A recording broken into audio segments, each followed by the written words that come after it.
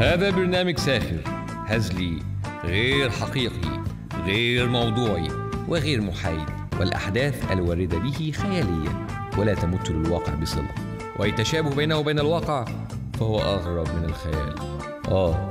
نسيت أقول لكم، هذا البرنامج للكبار فقط، نظرا لما قد يتضمنه هذا البرنامج من محتوى قد يكون غير مناسب لبعض الفئات العمرية، لذلك لازم التنويه. من الآخر كده، أي حد يتكسف يقوم دلوقتي عشان ما يتضايقش مننا. أدينا قلنا لكم اهو. قمتوا خلاص؟ مساء الفل.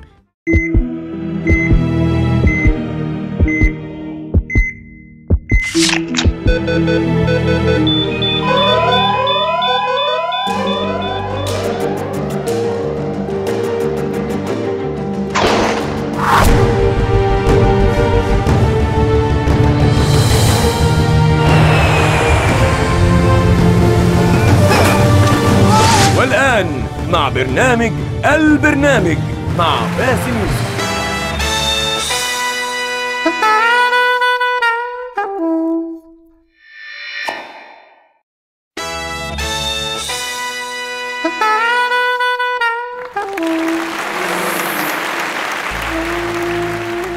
في زمن عزت فيها الحريات، جاء رجل واحد ينتقد السلبيات بشوية إفيهات. احنا جايين ان شاء الله يتفلسف، نصبح على النائب العام، يترنح ويتمعجن، يتصور بلاب وتترفع على الفيس. تحمل عدسات الكاميرات والمتحرشين وشبيه صلاح قابيل، هذا الرجل الذي أبدى استعداده لعمل إعلانات معجون أسنان لتغطية التكاليف القانونية، حمل منتج برنامجه على ظهره كدب الباندا الأليف. باسم يوسف، الحرية مش ببلاش، فدفع لهم كاش.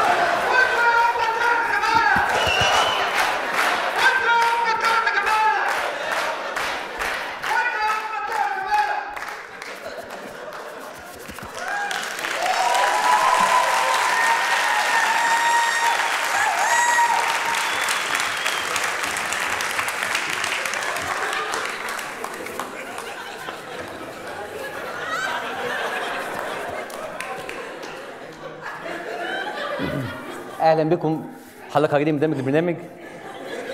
احنا ما لحقناش نغير، جينا زي بالظبط. مبدئيا قبل ما نبتدي احب ان انا ارحب باستاذ حنين صباحي.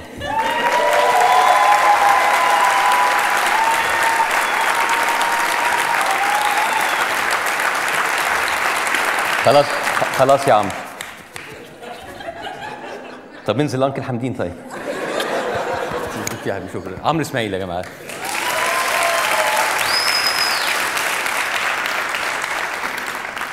شرفتنا يا استاذ حمدين. احنا عايزين نقول لك ان احنا ماشيين على خطاك، وان شاء الله بعد اللي حصل ده انا قررت ان انا ارشح نفسي للانتخابات اللي جايه. ما بيصدقوا هم. انا هحاول اقلدك في الحمله بتاعتك بالظبط. ممكن نشوف لو سمحت؟ يا سلام. الشعب بيفرق برضه.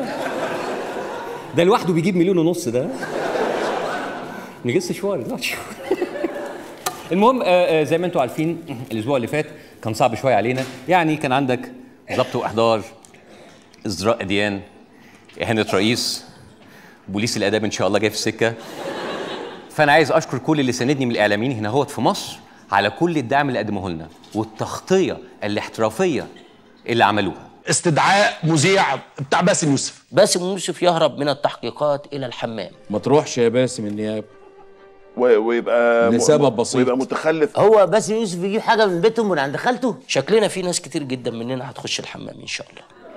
على ذكر ان كلنا هنروح، الاستاذ جابر القرموطي لسه متحول التحقيق هو كمان، شوفيته مقدما حضرتك. المهم الموضوع ما وقفش بس عند مصر، فجأة لقيت اسمي بيتقال في كل محطة تلفزيون في العالم. Bassam Youssef hosts a TV show known for poking fun at the president. هو باسم يوسف. Viernes, el cómico Bassam Youssef retransmite y de insultos a la persona del presidente. Der Comedian Bassam Youssef hat es innerhalb von 2 Jahren. Persidangan Youssef berlangsung lancar. Basimu Yusufu 是埃及版的名嘴约翰史都华。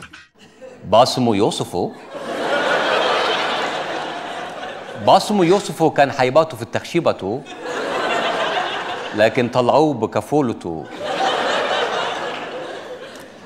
لكن اخيرا بقى احلى تغطيه لاروع الناس، لحبايبي اللي في لبنان.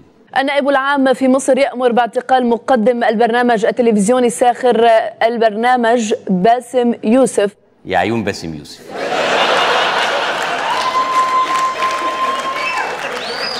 والله العظيم انت اللي كنت مصبراني على كل ده. انا لو كنت اعرف كنت خليتهم يقبضوا عليا من زمان. ايوه أؤمري تحت امر. وللمزيد ينضم الينا من القاهره الزميل هشام مهران. هشام تفضل. هشام ليه هشام؟ انا اللي اتشددت تكلمي مع هشام ليه؟ كلميني انا. يعني تتبهدل انا وتحقق معايا وفي الاخر تكلمي هشام؟ يلا ما علينا. المهم الناس اللي ساندتني الحقيقه كانت في كل حته، حتى لو كان ده في قنوات عاده مش بتساندني قوي. انا مش موافق على اللي تم مع باسم يوسف النهارده. معقول؟ استاذ سيد علي بيدافع عني في قناه الحافظ؟ اخر مكان ممكن تسمع الكلام ده واخر مكان اتوقع ان انا اشوفه فيه. الحقيقه انا متفاجئ ومبسوط. اصيل يا ابو السيد. انا شخصيا لم ارى في حياتي حد برنامج كل اسبوع يسخر من شخص واحد ايا كان هذا الشخص، مع كل تقديري ان في النهايه الرئيس مرسي خلاص بقى، يعني خلاص النكته حتى بقى دمها تقيل. الكلام عن الرئيس بقى نكته دمها تقيل؟ الكلام عن الرئيس نكته دمها تقيل؟ انت شفت الرئيس بيعمل ايه كل يوم؟ لو الحقيقه عندك حق، دمنا احنا فعلا تقيل، يعني بالمقارنه اللي بيقولوا احنا مش ممكن نعلي عليه. معلش ده برضه نوع من احترام الرئيس، ممكن نختلف في الحاجات دي. في حضرتك اي رساله تانية تحب تبعتها لجمهور قناه الحافظ؟ اعدائنا اعداء المشروع الاسلامي كتير جدا جدا جدا. وانت بتنسب المشروع نفس الاسلامي ليك طبعا، او انت بتنتسب ليه؟ انا ابن المشروع ده. خلينا فاكرينها، انا ابن المشروع ده.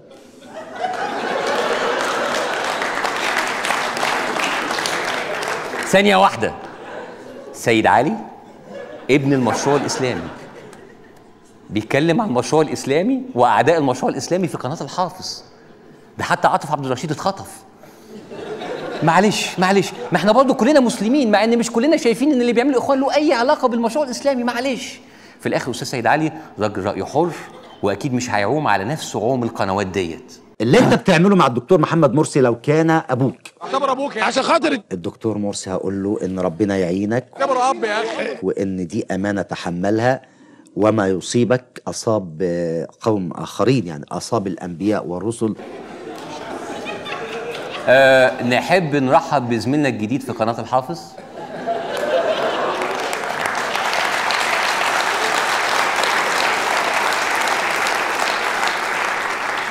الرئيس مرسي زي ابوك، ذاكرتي القصيره لا تحتمل.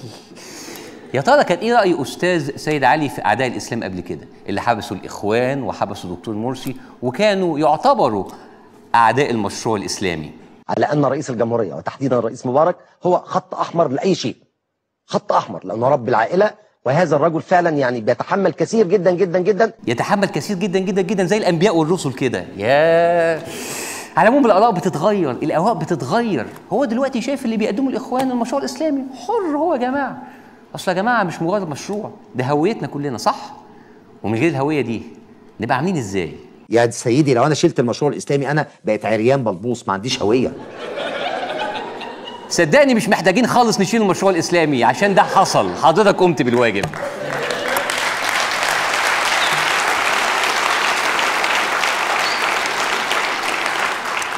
المهم زي ما انتوا شفتوا مش كل الناس كانت في صفنا، طبيعي في ناس معترضه اللي احنا بنقدمه، وخصوصا لو كانت الناس ديت من الحزب الحاكم. النهارده اللي بيتابع برنامج باسم يوسف انا شايفه انه برنامج تحول من برنامج يعني عاوز اقول ايه، الروح الخفيفه واللي ما اعرفش ايه، الى تخصص في اتنين. الاخوان والرئاسه. الحريه ديت معناها انك انت تقدم اعلام محترم، انت في مصر مش في بلد راح تلعب فيها. انا ما بلعبش في حاجه. وكمان عن ان هم حاجتين، الرئاسه والاخوان، هم مش اتنين، هم حاجه واحده مبدئيا. لكن الحقيقه هو عنده حق، احنا محتاجين فعلا اعلام محترم، مش اعلام يلعب في. يبقى اكيد في قدامك اعلام محترم وواعي المفروض كلنا نقلده، مش كده؟ ام كلثوم برضو اللي قالت ايه؟ قوم بايمان وبروح وضمير، دوس على كل الصعب. يعني دين، يعني ام كلثوم كانت بتقول الاسلام هو الحل.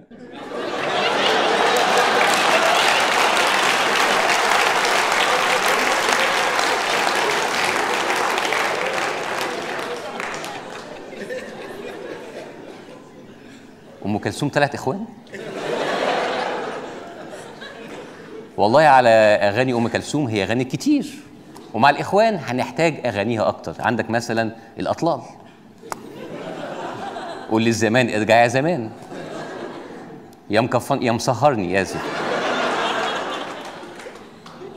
رجوعا بقى للاعلام المحترم، نرجع للاعلام المحترم اللي مش بيلعب في الاعلام اللي بيوعي الناس، اللي مش بيلبس الناس في الحيطه. قلنا ان الصراع النهارده بين الفلاح والفاس والخمره والكاس. شكرا يا سياده العميد قائد التوك توك العتيد. مصر مش رقاصه، رخصوا الدولار يا شعب مصر، وباي باي يا دولار وباي باي يا سولار، مش عايزينك. 35,000 دولار حولهم الدفراوي لجنيه مصري وخسر ماديا، لكنك يا دفراوي ما خسرتش. نداء الى الدفراوي، نداء الى الدفراوي، ما تسمعش كلام خبيث، نصائح بها سم قاتل.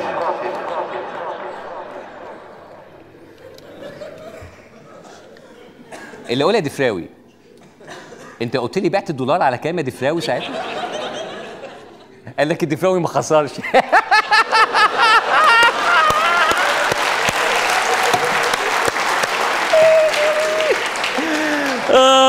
يا خراب بيتك يا دفراوي يا لاوي. هو ده الاعلام المحترم، مش اللي بيلعب في قائد التوك توك العتيد. مصر مش رقاصه. انت بتجيب الكلام ده منين يا راجل؟ انا مش فاهم، يمكن انا اللي غلط. ما هو مش ممكن كل دول يبقوا غلط وانا بس اللي صح. كمان بصراحه موضوع النائب العام ده فتح عيني على حاجات كتير، انا برضو زودتها. مش كل شويه الرئيس. على فكره ده مش خوف ولا تراجع اطلاقا، ولا انا بجيب ورا خالص. فانا قررت بعد رحلتي المكتب النائب العام ان انا مش هجيب سيره الرئيس في الفقره ديت. انا النهارده هتكلم عن النائب العام.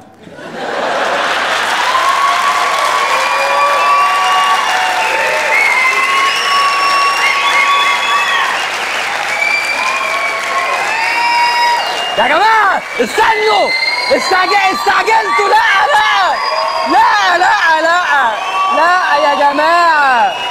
يا جماعه لا، مش النائب العام شخصيا يعني. عن موضوع النائب العام العمر مش بعزقه بقى. يعني بصوا، يعني شوفوا، مش كل حاجه كده وبتاع. بصوا يعني احنا ايه، علشان نأمن نفسنا نحن نحترم احكام القضاء ولا نقص اي نوع من الاهانه او السخريه من النائب العام. ابوس ايديكم سيبوني في حالي. احنا النهارده هنتكلم عن ازمه منصب النائب العام، ازاي بتتخذ قرارات في البلد ديت. بصوا احنا كان عندنا نائب عام وهوب اعلان دستوري، نائب تاني تحصين قرارات، فجاه طلع قرار مش قانوني والنائب العام القديم هيرجع مش هيرجع. بصوا ده كان لسان حال البلد.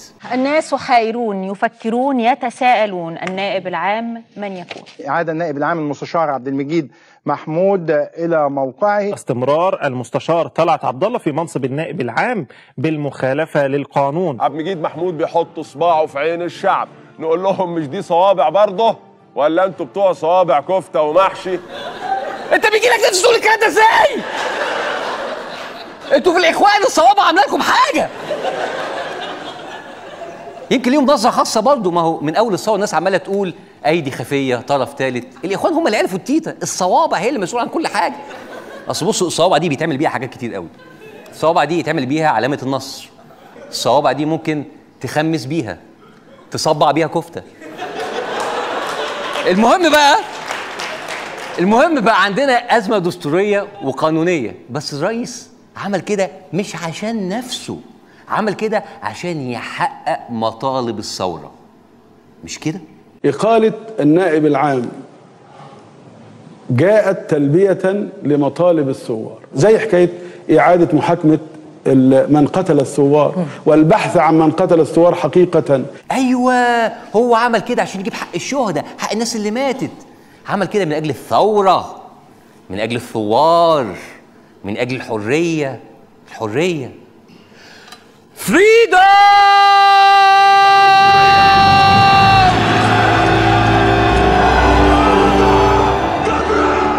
كده انا استريحت. النائب العام، الاعلان الدستوري، كل ده كان عشان الثوره، عشان الحريه، عشان الفريدم، عشان نقدر نحاسب وندين رجال النظام السابق. خلاص يا جماعه، ما حدش هيفلت من العقاب. محكمة جنح مدينة نصر أخلت سبيل زكريا عزمي، إخلاء سبيل صفوت الشريف، إخلاء سبيل الدكتور فتحي سرور، إخلاء سبيل سامح فهمي وزير البترول الأسبق، براءة وزير الثقافة فاروق حسني. براءة يا أستاذ؟ في حد وراك ما خدش براءة لسه؟ أنت خدت ورا ولا ما خدتش؟ لا أنا ما خدتش، أنا ما خدتش.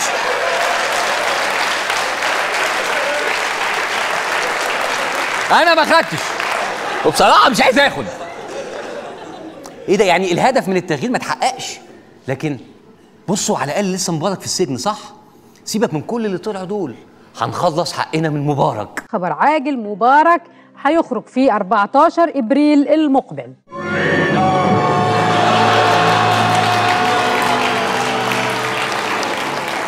فريدم فور مبارك.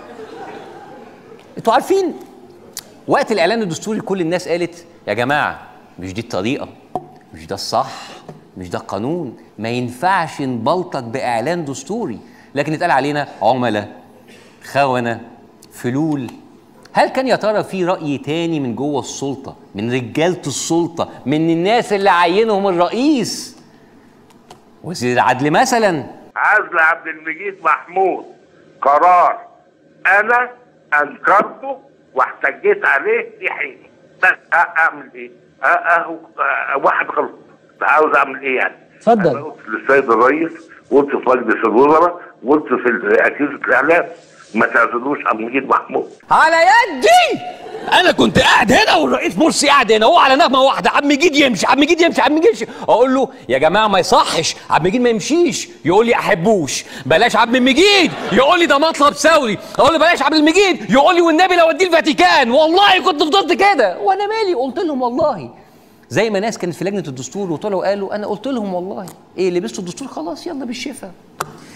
يعني المستشار احمد مكي اللي انت معينه وزير العدل، يعني بيفهم في القانون، يقول لك ده غلط وبرضه تصر على كلامك، فطبيعي ان اللي بيتكلم مننا يبقى مش فاهم، عميل، خاين، فلول.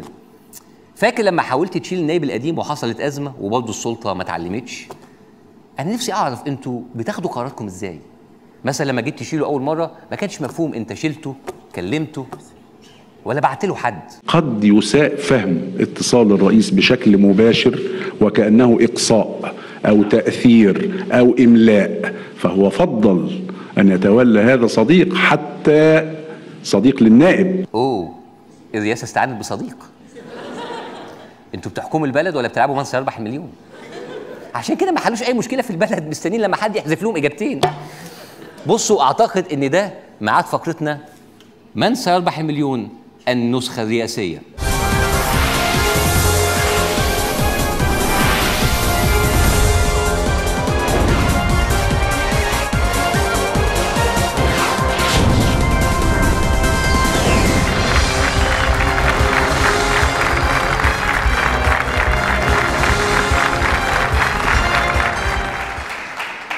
أهلا بكم مع من سيربح مليون النسخة الرئاسية.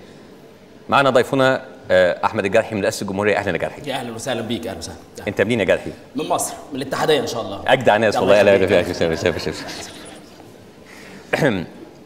انت جاي معاك حد النهارده يا جرحي؟ معايا طقم حراسات خاصه. ايوه. ومدرعتين وحماتي. اهلا بيك.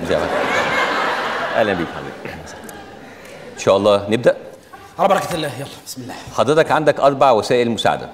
عندك راي الجمهور، حذف اجابتين، تمام، الاستعانه بصديق، تمام، وعادل حموده. مين يا فندم؟ عادل حموده. تمام تمام. على بركه الله. بسم الله. السؤال الاول: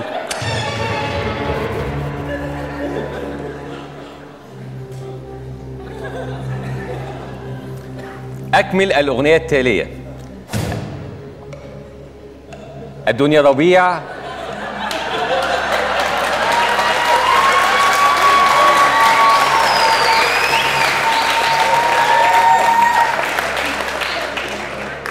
جمهور متحمس حبتين. ملاحظ.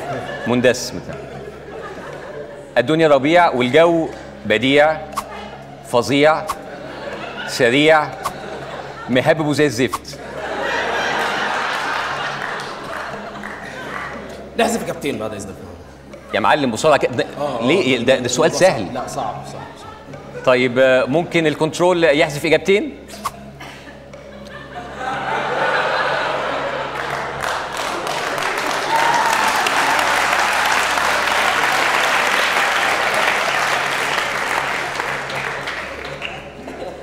فضل بديع ومهبب زي الزفت. بصفتي متعاطف مع رئاسة الجمهورية أحب أقول لحضرتك إن إجاباتك مضللة، وإنك حذفت الإجابات الصحيحة. يا ريت نرجع الإجابات الصحيحة من فضلك. يا باشا دي أغنية، ده مش هينفع. باشا دي أغنية مشهورة جدا. يعني ركز معايا، إجابتك إيه؟ مهبب زي الزفت. يا باشا متأكد إن هو مش بديع؟ لا، المرشد ملوش أي علاقة بقرارات رئيس الجمهورية نهائي. يا عم مرشد إيه ورئاسة إيه يا معلم؟ أنا بقول لك بتكلم على الجو. مالها؟ احنا مش اتفقنا جوه ان انت مش هتجيب سيره البت بتاعت الدائري؟ لا يا عم مش شائعه. دائري مين يا معلم؟ انا الجو مش بالجو بتاعك. الجو بهببه زي الزفت. متاكد؟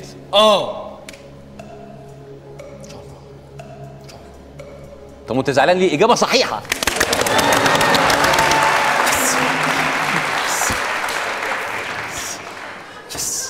ابو ليه زعلكوا يا اخي. السؤال الثاني: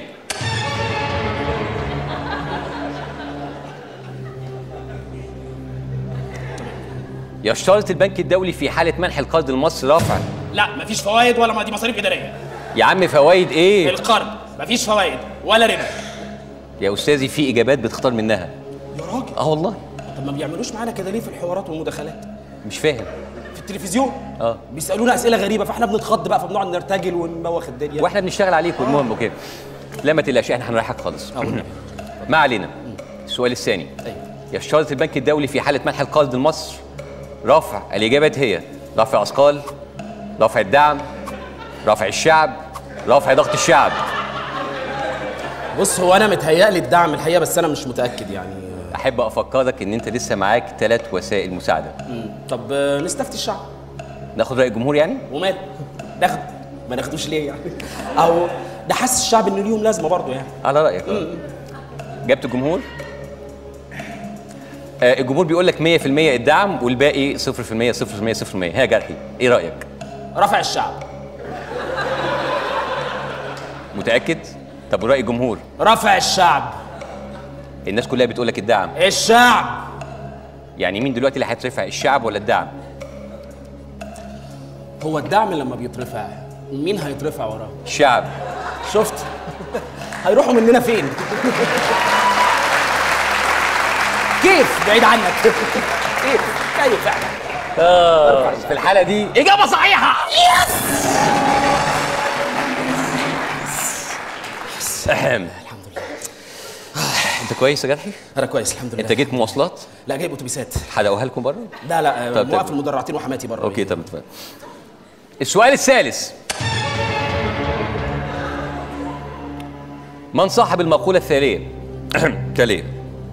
مرسي أخطأ في قراره الخاص بعزل النائب العام. أحمد مكي، محمود مكي، احمد مكي، الكبير قوي.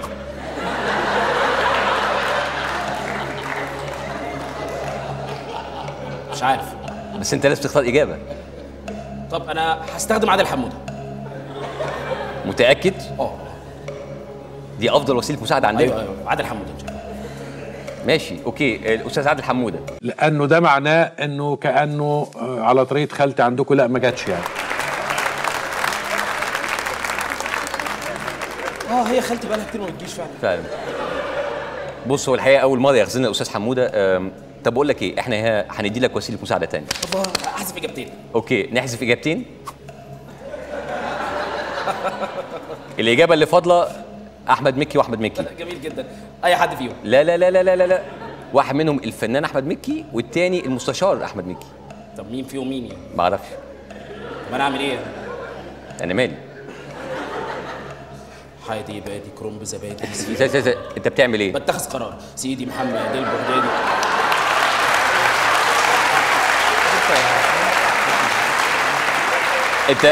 انت كده بتتخذ قرار؟ امال انت فاكر الحكومه اتشكلت ازاي يا راجل؟ بنلعب كوين واشكل لك فريق رئاسي دلوقتي. الاجابه الاولى. جواب نهائي؟ لا والنبي. اجابه صحيحه.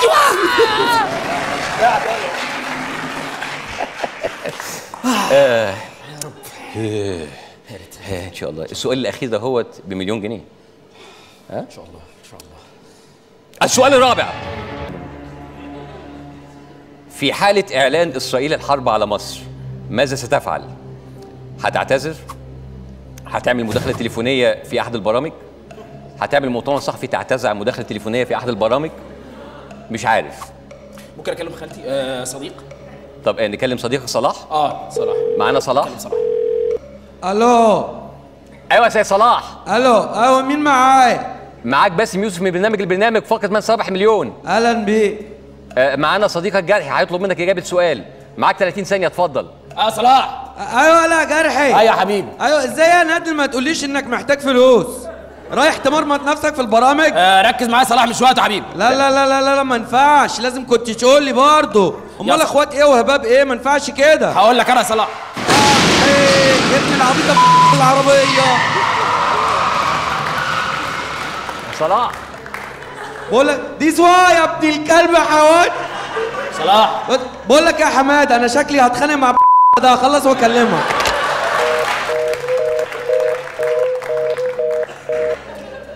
راح صلاح. تحب تكلم الحاجه؟ لا ممكن اكلم المكتب. المقطم ولا المقطم؟ اوكي طيب. ممكن حد يكلم لنا المكتب؟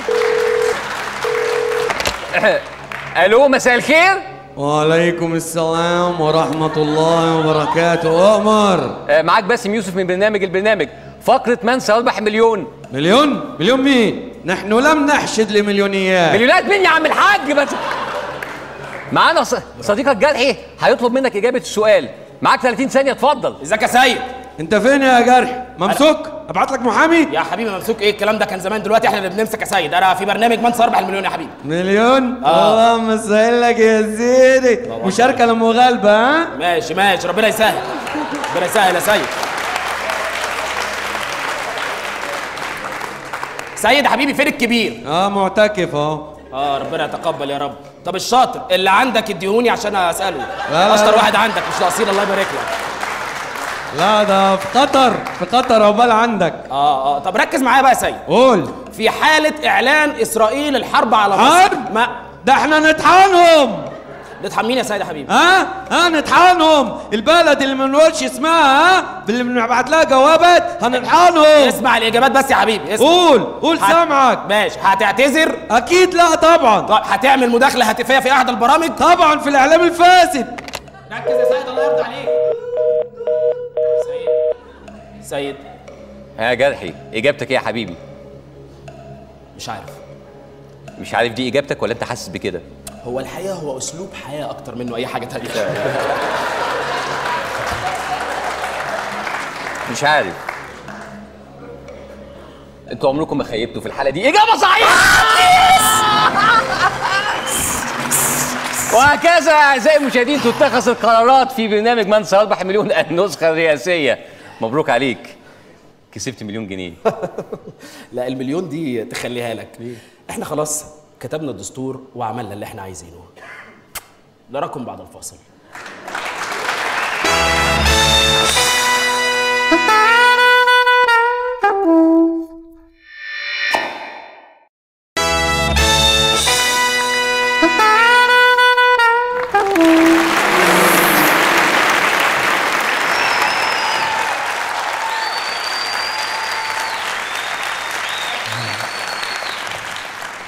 اهلا بكم مره اخرى. النهارده اول حلقه في شهر ابريل، وفي الشهر ده طبعا بنفتكر حاجات كتير زي مثلا الاخوان وان هم جماعه وسطيه، مشاركه لا مغالبه، انا رئيس كل المصريين، الدستور هيجيب الاستقرار، مفيش عوده لورا، عادي يعني. فالحلقه النهارده هتبقى عن واحده من اكبر الاكاذيب والاشاعات اللي بنعيشها كل يوم، علاقتنا بقطر. لا انا قصدي الدوله، ولا اقول لكم سيبوها مش فارقه كتير. احنا النهارده هنكتشف حقيقه الاشاعات اللي بتطلع على علاقه مصر بقطر. الموضوع ده هو طلع عليه كميه اشاعات لدرجه ان الاعلام بقى متربص لاي حاجه بتحصل مع قطر، حتى لو كان مجرد طريقه استقبال الرئيس في المطار عندهم في قطر. لما ينزل من الطياره لازم يبقى مستنيه الرئيس اللي قصاده، دي ما فيهاش فصال. ازاي رئيس مصر ما يقفلوش ده قطر دي اصغر من مدينه نصر. ما حدث إهانة. لو واحد تاني في الطيارة وعرف إن مش مستنيه رئيس الجمهورية تحت على السلم على باب الطيارة، يمين شمال، ما حدث إهانة. كان لازم يفكر كتير قبل ما ينزل، إنما الرئيس مرسي نزل. أنا مش فاهم ليه التربص ده؟ ليه كده؟ ما هو كان لازم ينزل، يعني هروح قطر صد رد كده من غير ما يشم هوا ولا يفرد رجله؟ طب ما يمكن يا جماعة المية والنور كانوا قاطعين عن الطيارة زي مصر، أو الطيارة ما كانش فيها بنزين زي مصر، او حالها واقف ما بتتحركش زي مصر. هيستنى فيها يعمل ايه؟ ما لازم ينزل. المهم بسبب الواقعه دي بقى في نوع من انواع الجفا، الحزن، بقى في جرح كبير. الوحده بتقتلني ولا حد بيسالني انت عامل ايه. ياه ليه القسوه دي؟ يعني امير قطر ما عرفش يكلف خطوه ويروح يقابل الراجل؟ مش فاكر كحب. هي قطر دي كلها قد ايه؟ بصوا يا جماعه، دي قضيه قطر، الحاجه الكبيره قوي دي، ده القصر بتاع الامير. زي ما انتم شايفين الطريق المطار اللي هو الاحمر ده هو اقصر من طرقه بيتهم اللي هو الخط الازرق الطويل قوي ده.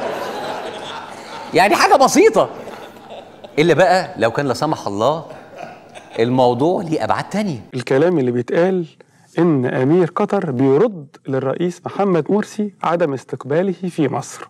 لا الموضوع بقى واحدة بواحدة، يعني هو سوى جالنا هنا هوت بإيده مليانة معاه 2 مليار، احنا رحنا إيده ورا وإيده قدام وصوابع. نزلت ليه يا ريس؟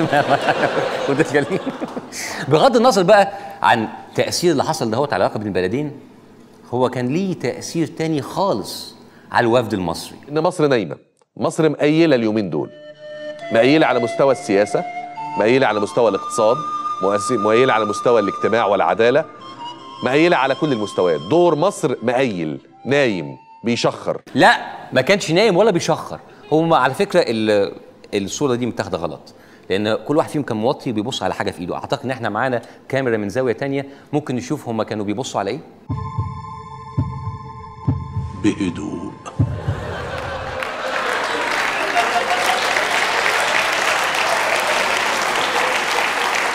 يا جماعه قلنا ما حدش يفتح تلفزيونات وقت الشغل.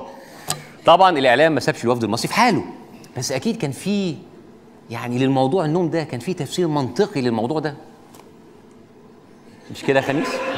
كنا بنشوف مبارك قبل كده بيطلع من مصر لقطر لجنوب افريقيا في 48 ساعه.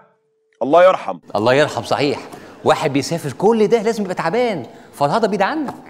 المشكله ان هو راح جنوب افريقيا بعد ما نام في قطر مش العكس. ما تركز كده يا ابو الاخماس، بتدخل انت الحاجات في بعضيها، يلا مش مشكله، بس برضه عنده حق. ليه الاعلام ما يركزش على الاهم؟ بدل السفر والنوم يركز في كلام الرئيس ده لوحده كفايه عشان يهزوا فيه. يعني انتوا عارفين في كده كام برنامج في البلد دي قايمين على خطابات الرئيس بس. المهم خلينا نركز في خطاب الرئيس، وكما عدناه دائما خطابه على طول متجدد. مصر لا تتدخل في شؤون أحد، ولكنها لا تقبل لأحد أبدا أن يضع إصبعه داخل مصر. هذا من المحرمات.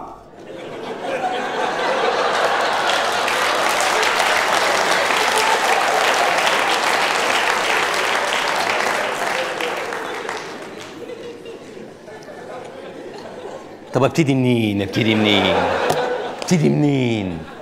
من الصباع، ولا ان الصباع هيخش مصر تاني، ولا انه من المحرمات، ولا مش فاهم عشان اللي بيحصل فين ده كله حرام اساسا؟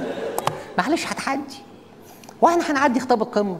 نشوف بقى لقاء الرئيس مع الجاليه المصريه، على الاقل اكيد مش هيبقى فيه صوابع. لا، واحد يدخل صباعه جوه مصر في شؤونها انا هقطع صباعه، هقطعه بجد. لا اصل ما ينفعش كده بقى، احنا بقى لنا اسبوع في موضوع الصباع ده، كل شويه تقولي هقطعه كده الناس تاخد فكره غلط عن مصر. ليه؟ انت بتحذره ليه؟ سيبه يا سيدي دخل صباعه واعمل له كمين واقطع امه. ما دام انت شايفه وعارفه متاكد اقطعه وخلصنا. احنا مش ناقصين يا جماعه، الله اعلم الصوابع دي شكلها ايه؟ او بتلعب في ايه؟ بص يا ريس هقول لك حاجه، اي حاجه داخله مصر من بره اقطعها. هل هو ده السبب في قطع كابل الانترنت وعمالين نسمع عن كابلات بتتقطع؟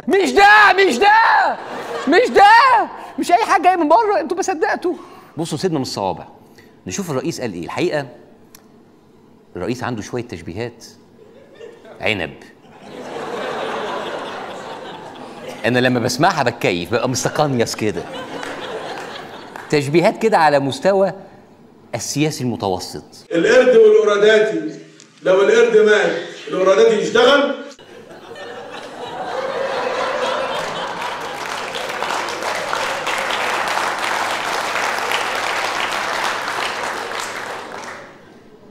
طب ابتدي منين؟ ابتدي من القرد ولا القراداتي؟ هو بالنسبه للقراداتي هيشتغل ان شاء الله، ربنا بيرزق، وبعدين لو قرد راح هيجي قرد مكانه. اصل القرد ده بعيد عنك في الاول وفي الاخر اداه، تقول له شمال يروح شمال، تقول له يمين يروح يمين، مش هيفرق قوي، اداه زي بقيه المخربين اللي بيقولوا عليهم الرئيس، كلهم ادوات. بس كالعاده ناس كتير ما فهمتش تشبيه الرئيس، يمكن لان تشبيهاته عميقه، وكل ما تغوط فيها بيطلع لك حاجات غريبه. جراب الحاوي مليان، يمد ايده يطلع حمام، تقول خلاص ده بقى كويس. المره الثانيه يطلع ايه؟ تعبان. ما شاء الله الناس كلها عارفه، ما شاء الله تعبان. انا عارف ان جراب الحاوي كان فيه تعبان، بس انما تعبان وحمامه مع بعض امنت بالله لا حول الله. بنك معلومات ما شاء الله عليك يا ريس، كل خطاباتك حكم والله، مليئه بالاعاجيب يا ريس والله. قول يا ريس وسيبك من المغرضين، قول. كنت دايما اقول انه عايزين نخلص بسرعه قبل ما الطرف الاخر ياخد نفس، لانه هياخد نفس. الطرف الاخر ده لا ما خدوش ابدا.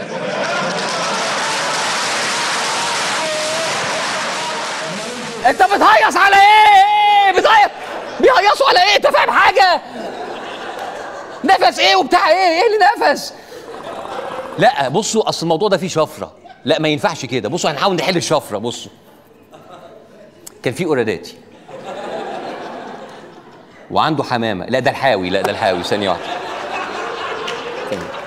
كان في حاوي وعنده تعبان مات، لا ده القرد. يوه كان في حمامه مش عارفه تاخد نفسها، لا ده الطرف الثاني. انا مش فاهم اي حاجه خالص. بصوا نرجع تاني للموضوع، احنا كنا بنتكلم على ايه؟ علاقتنا بقطر. المهم اوكي، العلاقه دي الحقيقه الاعلام المصري اهتم بيها اكتر من علاقات كتير، زي مثلا علاقه نور ومهند، سمر ومهند، علاقه مصر كلها ومهند. والاهتمام الزياده ده خلاهم يأفوروا في وصف العلاقه حبتين. هم ليهم علاقه بالاخوان تبدو ممكن نسميها علاقه ملتبسه، ممكن نسميها علاقه مريبه، ممكن نسميها علاقه تقلق. كل ما نيجي نتحرك بنلاقي قطر اللي ورا الموضوع، نتحرك نلاقي قطر اللي ورا الموضوع. مصر اصبحت بعد 8 شهور من حكم الرئيس مرسي ولايه تابعه لقطر. بس احنا مش هيحكمنا رئيس وزراء قطر. ان الذي افسد علينا حياتنا قطر. قطر. كما يقول ويليام شكسبير لقد وقعنا في الفخ. وقعنا في الفخ؟ هو كان في اخوان ايام ويليام شكسبير؟ ده كمان عصر الليمونه يا دي النيل عليا وعلى الدنيا. انا مش قادر افهم ليه الاعلام مش طايق سيره قطر كده. كفايه وقفتهم جنبنا يا جماعه في محنتنا، كفايه مساعدتهم لينا. قطر وعدت باقراض مصر ملياري دولار لدعم الميزانيه. قطر تضاعف حجم الودائع لتصل الى 4.5 مليار دولار لمساعده الاشقاء في مصر. انا اماره 18 مليار جايه من القطريين حبيبي. فين؟ عز عليا. ايوه بقى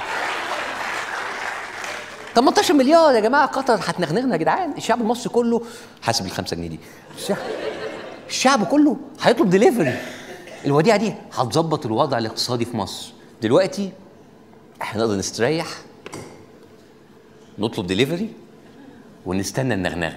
المعروف ان الوديعه لم تصل مصر لكنها محفوظه بالبنك المركزي القطري. يعني قطر تدينا وبعدين ترجع تقول انا مش هديكوا بقى. ده ايه الطريقه دي؟ بعد ما قطر لوحت لينا بالوديعه بتاعتها، قالت لنا بخ بالوديعه بتاعتها. هنقول تاني، قطر جابت الوديعه ودخلتها البنك المركزي. تاني، قطر ما جابتش الوديعه ودخلتهاش البنك المركزي. ممكن تلغي الاوردر خلاص حبيبي. معلش ظروف، بس ظروف معلش. يعني احنا اتزاولنا؟ اتضحك علينا؟ عمالين نسمع قطر هتشتري بنوك، قطر هتشتري الهرم، هتشتري قناه السويس. قناه السويس لا، كله لقناه السويس عندنا وستوب. بلاش اشاعات يا جماعه. قطر مش عايزه مننا حاجه. ايه اللي عندنا وممكن قطر تبقى حاطه عينيها عليه؟ النهارده مصر ضبطت كأس افريقيا المسروق اثناء محاوله تهريبه. الراكب بتاعه شايله ورايح بيه قطر. لا ده بالذات لا. خدوا قناه السويس وسيبوا لنا ده احنا ما حلتناش غيره وشكلنا مش هنشوفه تاني. ده حسن شحاته تعب فيه قوي يا جماعه. حسن شحاته بيضرب هناك برضه. لا حول. خدوا المعلم، لا اله الا الله. بس هي قطر عامله كده ليه؟ يعني ايه حب التملك ده؟ هي عايزه تشتري كل حاجه كده. هي بكتير يعني تشتري محل هنا، تشتري شركه هنا. الموضوع مش كبير للدرجه دي. كل شويه كلام قطر بتشتري فرنسا. اشترت قطر 2% من شركة النفط الفرنسية توتال. العمارات الأساسية في شارع الشانزليزيه بقت ملكية قطرية. مثلا في إيطاليا اشترت بيوت أزياء زي بيت أزياء فالنتينو. ماركس أند سبنسر اللي موجودة في بريطانيا قطر بتفكر تشتريها بعد ما اشترت متاجر هاردز. 10% من أسهم أشهر شركة لإنتاج السيارات الفارهة في أوروبا باتت ملكا رسميا لقطر القابضة. استحوذت قطر على استوديوهات ميراماكس التابعة لديزني لاند. قطر بدأت تشتري العالم. طب تحبوا تاخدوا قناة السويس على كام؟ ما برضه اصل يا جماعة الفلوس مغرية برضه. ما احنا هنفضل نقاوم لحد امتى؟ لازم يجي يوم ونستسلم. اهو ينوبنا من الحب جانب. بصوا يا جماعة للاحتياط احنا برضه نعرض نفسنا في السوق مع تغييرات بسيطة، تنازلات صغيرة. والحين مع برنامج البرنامج ويا باسم يوسف. هلا والله منورين. اهلا بكم في اول حلقه من حلقات من البرنامج في شكله جديد. احنا بس بنحاول نجر رجل الزبون، فوظفنا معانا 2 مراسلين من قطر، ومعنا مراسلنا من قطر فهد بن شادي. يا هلا يا هلا. هلا باسم هلا. ايه ده يا مين؟ انت فين يا شادي؟ هني باسم جنبك. ايه ده والله؟ هلا. انت ايه اللي جابك هنا يا حبيبي؟ انت المفروض المراسلين يبقوا في الشارع. والله برا الجو حر وهني عندك مكيف. ايش فيها يعني؟ ايش فيها؟ بس يا شادي مش طريقه شغل دي يا حبيبي. الدلع من اوله ما ينفعش. عادي ما في شيء. طب مين الكابتن؟ هذا الشيخ ايمن الجسمي. ايوه صاحب البرنامج الجديد. صاحب البرنامج. صاحب اي برنامج؟ البرنامج اللي انت فيه يا خبل. شنو ما حد قال لك؟ لا والله انا كنت فاكر ان انا اللي ممشيه. على العموم اهلا وسهلا بيكم في مصر. هلا بيك. هلا شلونك؟ شو اخبارك؟ شو مسوي؟ وينك؟ ما حد يشوفك. حياك الله حياك الله. دقيقه. باسم اهلا بيك انت بمصر بعد. ايش رايك فيها؟ حلوه ها؟ ترى احنا بنحبك جدا، بنخليك تقعد فيها. ها هتخلوني اقعد فيها؟ قصدك نقعد في قطر؟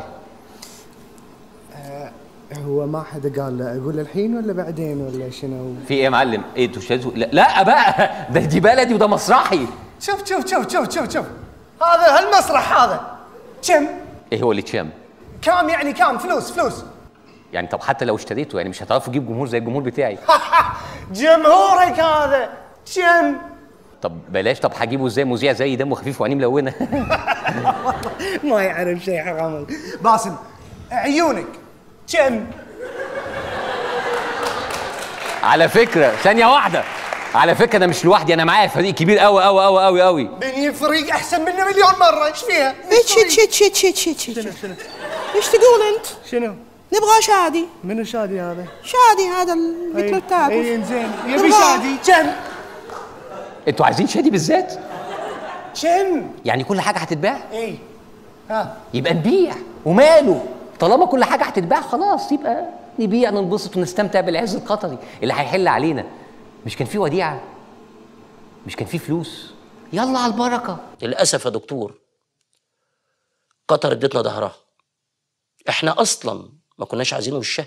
جبتونا لغايه ان قطر بتقول احنا مش هنساعد مصر. قطر دلوقتي يعني يا سلام يا سلام يا اخويا. بتتكلم كده ليه؟ يعني ايه ده؟ يعني فلوس راحت، الدعم راح، قطر صدرت لنا الطرشه. طب والاخوه والاشقاء العرب والقوميه العربيه والفلوس؟ الفلوس طب يعني احنا هنسكت؟ لا احنا ما ينفعش نطير الزبون. بصوا انا عندي حل للمشكله دي، اسهاما من برنامج في دعم القوميه العربيه، وبالمره دعم البرنامج. احنا هنفكركم بالقوميه العربيه بس بالطريقه بتاعتنا.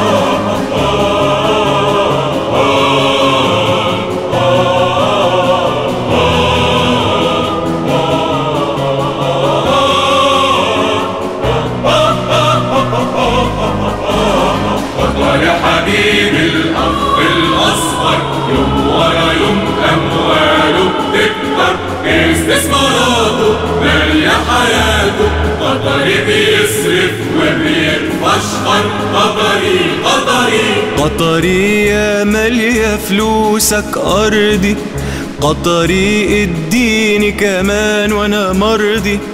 قطري يا مالية فلوسك أرضي، قطري اديني كمان وانا مرضي.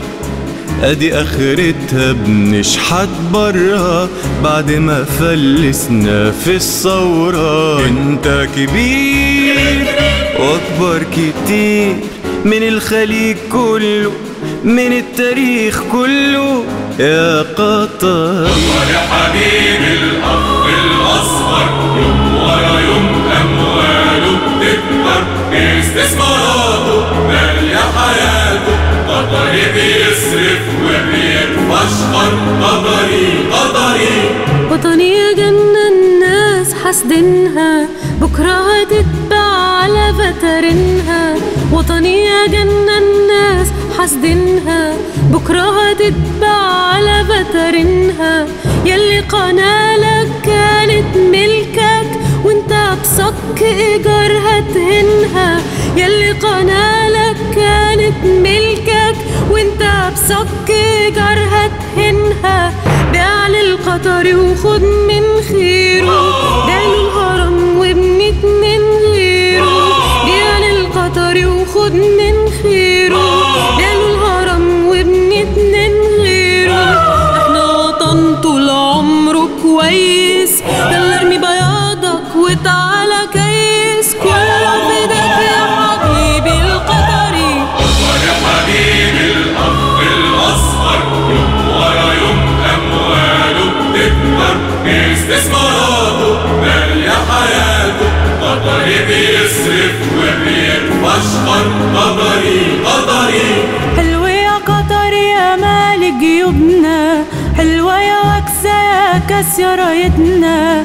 حلوة يا قطر يا مال جيوبنا، حلوة يا وكسة يا كاس يا رايتنا، حلوة يا نهضة يا طحنا شعوبنا، حلو يا أحلى خازوق في حياتنا. أدي اللي خدناه من الإخوان، يا مصر فرد وجملة كمان. أدي اللي خدناه من الإخوان، يا مصر فرد وجملة كمان. فرود الفرج والدقي وشبرا، فرح الشعب وشكر الشكرة، شكرة كل الشعب المصري.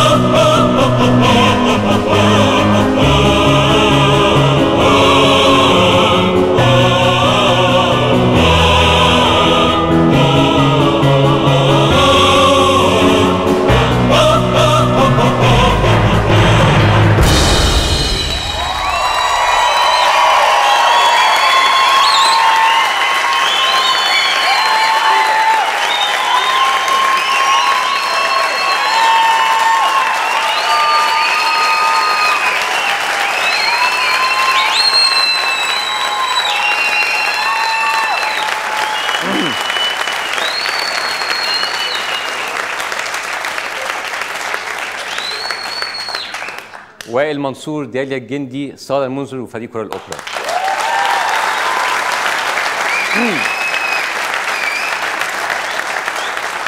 حاجة أخيرة بس على موضوع قطر ده، وإن قطر بتشترينا والكلام الفاضي ده كله. بصوا، هي المشكلة فين بالظبط؟ إن إحنا بناخد فلوس من قطر ولا إن إحنا بناخد فلوس من أساسه؟ مفيش حد هيدينا فلوس من غير ما يبقى عايز حاجة قصادها. المشكلة مش في اللي بيشتري، المشكلة في اللي بيبيع. احنا ما عندناش مشكله مع قطر، بالعكس شعب عظيم على راسنا من فوق، بلد عارفه مصلحتها، ناصحين عارفين يطوروا نفسهم. المشكله عندنا احنا، المشكله ان كل ما واحد يمسك البلد اول حاجه يفكر فيها ان هو يمد ايده، يمد ايده بره، يمد ايده جوه، ولما ما يلاقيش شكلهم في الاخر هيلموهم كفالات. نراكم بعد الفاصل.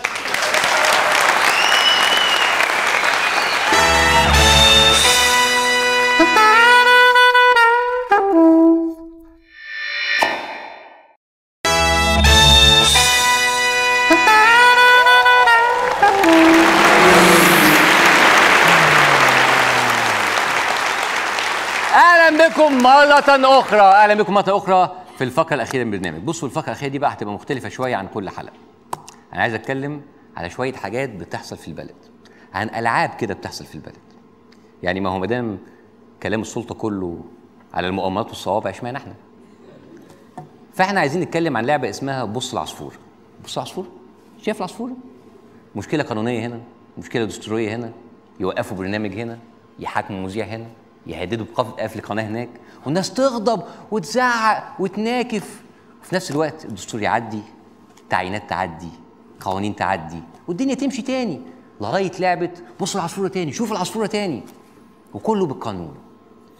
موضوع الهاء الناس ده هوت موجود من زمان عشان السلطه تعمل اللي في دماغها، وده موضوع قديم ومحفوظ. خلي الناس تزيط على حاجات تافهه، خليهم يحسوا ان هم انتصروا فيها، واعمل اللي انت عايزه، والحاجات الصغيره دي هيرجعوا لها تاني، وساعتها تكون الناس زهقت ملت وقلبت على الموضوع اساسا. اديكم مثال، تعال نلهي الناس بقضيه وهميه، برنامج تافه، مذيع اراجوز، يعني مش لازم تعملوا عليها قوي كده، يعني مش لازم تاكدوا عليه، مش مشكله، تعالوا نحقق معاه والناس تتضامن وتزعق وتعدي، وبعدين نجيبه تاني والناس تتضامن وتزعق وتعدي، لغايه لما يجاب مره والتانيه والناس تزهق وتتعب، ويمكن كمان تقلب عليه، وساعتها نجيبه ونخلص منه، ويفضل كام صوت لزوم حلاوه الروح، ويروحوا لحالهم. مستغربين؟ متخيلين ده مش ممكن يحصل؟ طيب انا واحد بقدم برنامج، الناس عارفاني، البرنامج الناس بتجيب سيرتي، فطبيعي لما حاجه تحصل تلاقي كل القلبان ده. بس النشطاء والصحفيين والمدونين اللي بيتقبض عليهم ويتحبسوا وينضربوا، ويمكن كمان بيتعذبوا كل يوم. فاكرين من سنتين لما كان الكلام ده كان بيحصل، كانت البلد كانت بتتقلب، وازاي وطلع واحد وده ازاي بتعمل فيه كده. دلوقتي خلاص الناس زهقت تعبت وكتير قلبوا عليهم. انا محظوظ ان يبقى عندي كل التضامن الرائع دهوت، وانا بشكر كل مذيع وجريده سندوني، وفي منهم كمان اللي انا سخرت منهم في البرنامج دهوت، بس بالرغم من سخريتي المستمره منهم، هم برضه تضامنوا معايا، لان في فرق بين اللي بيقدر فعلا قيمه الحريه وبين اللي فاكرها منحه بيديها لغيره. لكن وانا بشوف التضامن ده فكرت في النشطاء والسياسيين والصحفيين اللي اتسجن واللي اتقدر واللي اتعسف، بعديها كام اكونت على تويتر وكام وقفه بتطلع علشانه، وبعديها الناس تزهق تتعب تمل ويمكن كمان تقلب عليهم. انت حر طبعا انت تتعب تمل تقلب عليهم وتزهق من الدوشه اللي هم عاملينها، بس افتكر ان دورك هو كمان هيجي، والناس ساعتها بقى هتتعب وتمل وتزهق ويمكن كمان تقلب عليك انت كمان. في الجزء ده من الحلقه انا هقول شويه اسماء كمجرد مثال، مش حصر كل الناس اللي اتعسفت في المحاكم ولسه منهم مسجونين، يمكن ياخدوا جزء من الاهتمام اللي جالي. طبعا انتوا عارفين حسن مصطفى،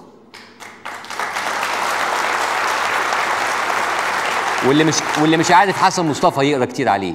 ناهد شريف عبد الحميد، كمال محمد عبد الرحيم، محمد عاطف عبد ربه، أسامة صبري مصطفى، محمد عبد العزيز زيزو، ممدوح حسن أبو آدم، محمد مصطفى، كل دول من 6 أبريل، سيد منير، كريم جمال عبد المنجي، محمد صبري أول صحفي حر يحاكم عسكريا بعد الثورة، أحمد دكروري بورسعيد، أحمد أنور لمجرد إن هو عمل فيديو على الداخلية على اليوتيوب، وطبعا اللي أنا لبسته علي قنديل ده إن شاء الله مصيره بعد لما يخلص التحيات. في طبعا غير كده أسامي كتير، في ماهينور اللي طلعت في اسكندرية، وفي علاء عبد الفتاح اللي كل ما يتزنقوا يلبسوه قضية، في ناس أكتر من كده بكتير مش معروفين. اسمع الأسامي ديت وطنش، بكرة تبقى مكانه وبالقانون برضه، بكرة CBC تتقفل وبالقانون افرح فيها، وراها قنوات تانية وبالقانون، لغاية لما يبقى فيه القنوات والجرايد المطيعة. ما هم كلهم منفذين على بعض، جماعة واحدة حلوة لطيفة منفذة على بعض، يعينوا قرايبهم هنا ومحاسبهم هنا، يغيروا قوانين هنا، وانت ملهي في معارك وهمية، والعيلة المالكة ساعتها بتثبت حكمها. قبل كده كنا بنشتكي ان اللي بيحكم البلد دي عصابة، دلوقتي يا خوفي نكون بدلنا عصابة بمافيا. تصبحوا على خير، نشوفكم الحلقة الجاية.